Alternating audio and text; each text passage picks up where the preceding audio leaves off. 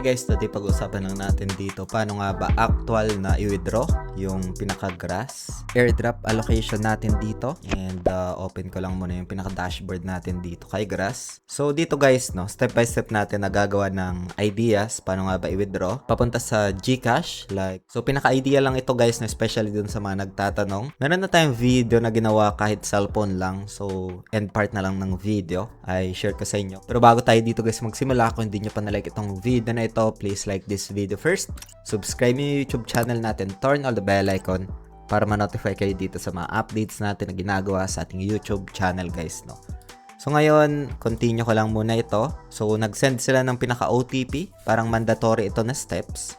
Ayan, so ganyan yung pinaka-format ng code, no. So consist siya ng alphanumeric. And then pagkatapos niyan, verify ko lang to. So ayun, na-verify na natin. Manage wallet lang natin dito. So as we can see guys, nagkaroon siya dito ng pinaka-wallet, no. And dito, punta na tayo sa pinaka-allocation. And meron tayo ditong 9.98 USDC. Hindi talaga nagbago, no. Ganun talaga pa rin yung pinaka-allocation natin dito. Pero yeah, claim ko na ito. Confirm claim.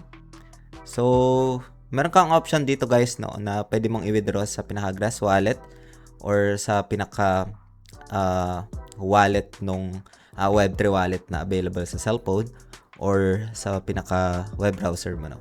So ngayon, view wallet ko na ito.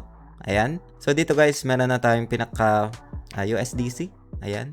So dito siya guys nag-reflect, no. If gusto nyo na sa Web3 wallet, pwede nyong i-import yung pinaka Web3 wallet nyo dito. So punta lang kayo sa may advanced settings and then export private keys, no. So yung password, lagay ka lang dito. Ayan, next. And dito guys, you can export secret phrase, ito. Ayan, and then export. Dito guys, no, i-copy mo lang ito. Ayan, so naka-blur yan dahil dapat hindi yan naka-share, no? Kasi once na ma-share mo yan, yung nakakita niyan or nakakuha ng pinaka-secret phrase ay ma-access na rin yung account mo, pwede niyang kunin yung assets mo, no?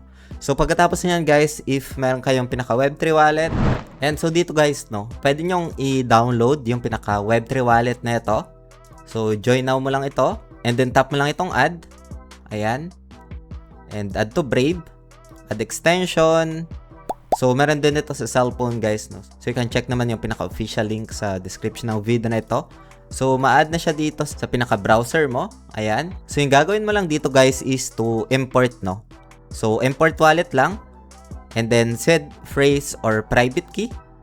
Ayan. Lalabas na to. I-paste mo lang dito. And then, confirm guys, no? And then, password. Next. Lagay ka lang ng password. Ayan.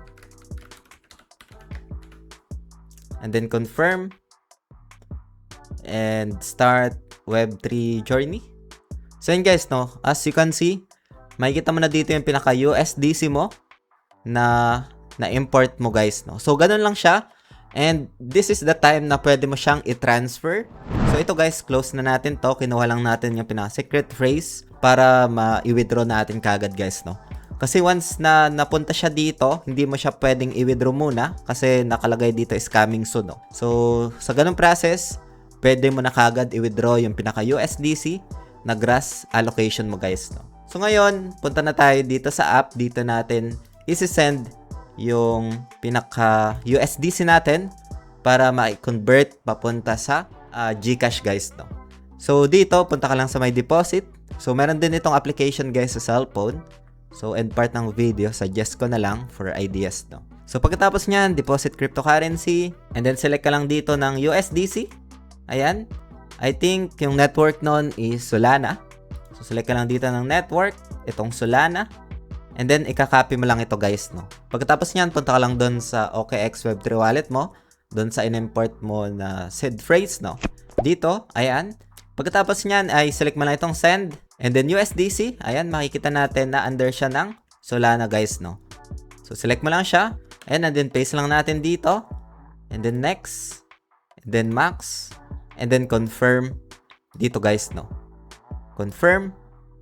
And aantayin lang natin siya dito guys na mag-reflect.